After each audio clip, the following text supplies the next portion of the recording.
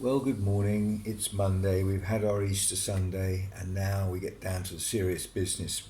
And this is the time when the politicians are going to really have to get their act together because it's a logistical nightmare out there. I'll give you a couple of examples. There are many Thais overseas still who are desperate to come back to Thailand because their universities have closed or their jobs have stopped and they're running out of money. And here in Thailand, the government decided to stop all inbound flights for a week.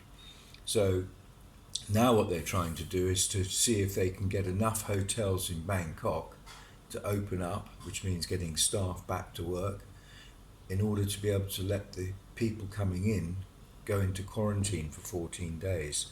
And they're predicting maybe as many as 20,000 people will need to go into quarantine. Can you imagine the logistics?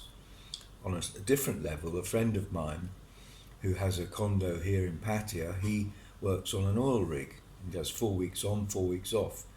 He went out to Mexico to move the oil rig from Mexico to Trinidad, which would take about 5 weeks. And they're about 10 days away from getting to Trinidad. 120 people on board, he's in charge. And he's just told me that the airports in Trinidad are closed.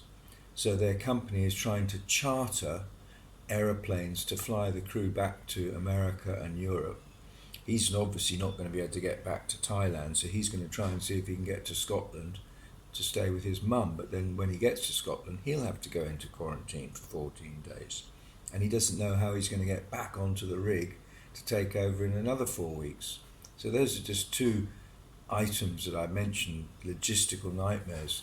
And this is where our politicians are going to have to step up to the plate this week and make sure that they start getting their act together. So anyway, stay safe, have a nice Monday.